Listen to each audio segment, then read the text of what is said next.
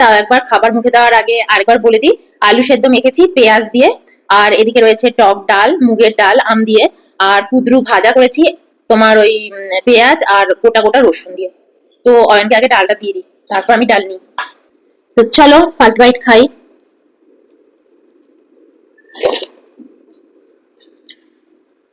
তুই কর।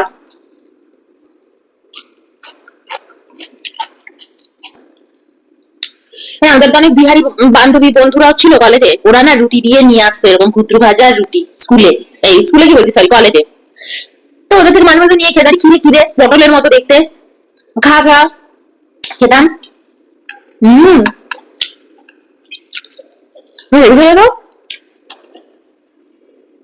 এটা কি বলে রে, কি সবজি এটা, সব বলতো।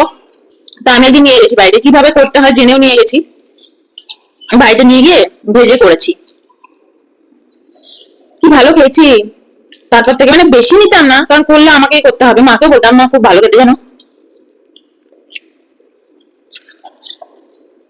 মা বলতো আমি তো পারবো না, কিভাবে করে যাই না, কি কর। কখনো বলতাম না যেটা এত সহজ, শুধু একটু পেঁয়াজ দিয়ে ভাজলেই হয়ে যাবে। তুমি পারবে না, খুব শক্ত, নতুন নতুন ভেজিটেবল তো, অন্যরকম তো, তুমি একদম পারবে না। তারপরে মাকেও খাইয়েছিলাম, আমাকে ভালো লাগে তো খেতে।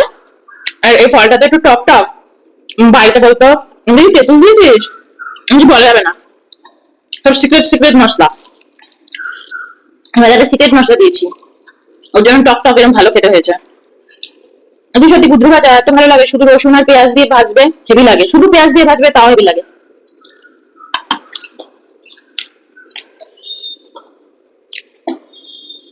এখন তো সব ঘরে ঘরে খায়, কিন্তু বিয়ের আগে আমাদের যখন বাড়িতে নিয়ে আসতাম, ভাত দিয়ে খেতে এত ভালো লাগে আমি জানতাম না, রুটি দিয়ে খেতাম। মা খাওয়া ধরবে না, তুমি রুটিটা করে না, কুদ্রুটা আমি ভাজবো। তো এটা আমি ভাজতাম, খুব ভালো খেতাম রুটি দিয়ে, আর এর মাখা মাখা করে নিতাম, এটার মধ্যে কোনো জল দেওয়া নেই, কিচ্ছু দেওয়া নেই, শুধু ঢেকে ঢেকে ভাজা।